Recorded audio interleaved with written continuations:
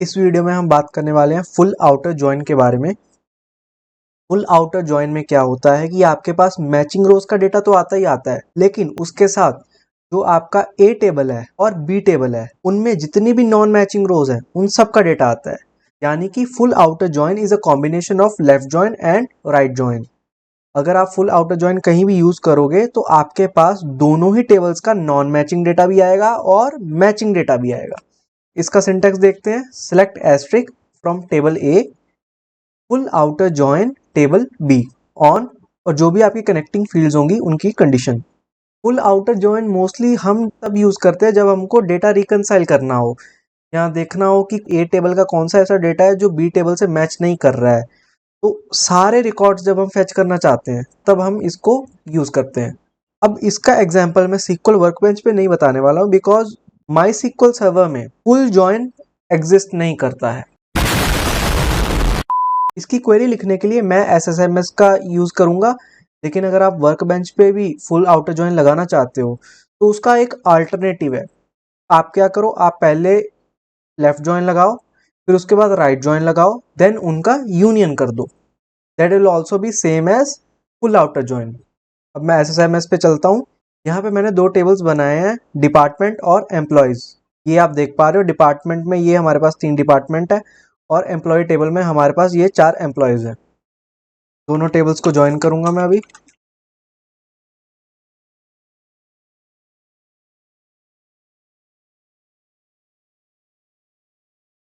Condition मेरी रहेगी employees की डिपार्टमेंट आईडी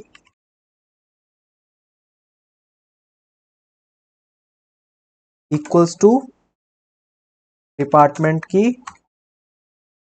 डिपार्टमेंट आईडी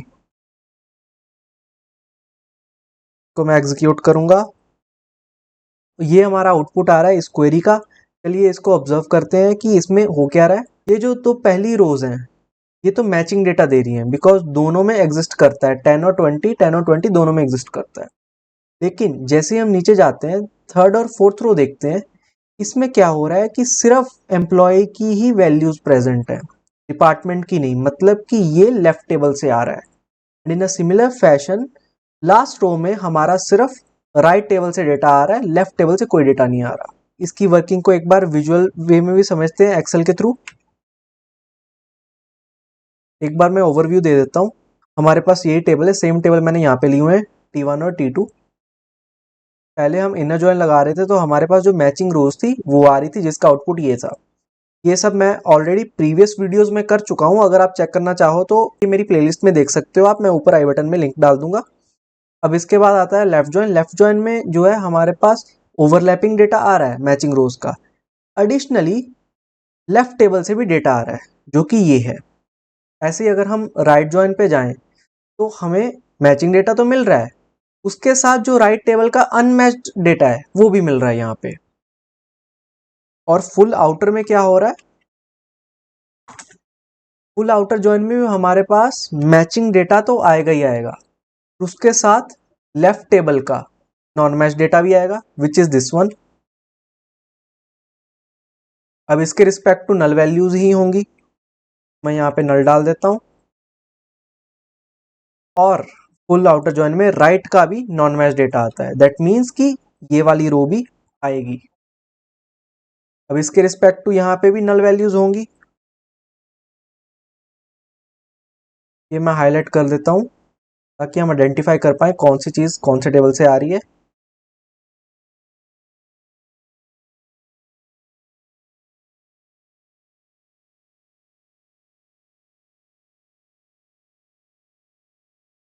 ये हमारा हो गया आउटपुट फुल आउटर जॉइन का।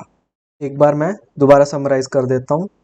फुल आउटर जॉइन में हमारे पास मैच रोज आती हैं, लेफ्ट टेबल की भी अनमैच्ड रोज आएंगी और राइट टेबल की भी अनमैच्ड रोज आएंगी। That is why my SQL server में भी डायरेक्टली फुल जॉइन अवेलेबल नहीं होता। क्यों? क्योंकि अगर आप लेफ्ट जॉइन लगाओ एक बार और उसके बाद राइट जॉइन लगाओ और इन दोनों को यूनियन कर दो तो आपके पास सेम ही आउटपुट आएगी। अब एक बार देखते हैं कि जो टेबल हमने यहाँ पे बनाया है क्या ये सेम आउटपुट हमारे पास क्वेरी में भी आ रहा है। It's the same output. अगली 2-3 वीडियोस में हम जॉइंस की प्रैक्टिस करेंगे देन उसके बाद हम क्रॉस जॉइन और सेल्फ जॉइन के बारे में बात करेंगे। Thank you.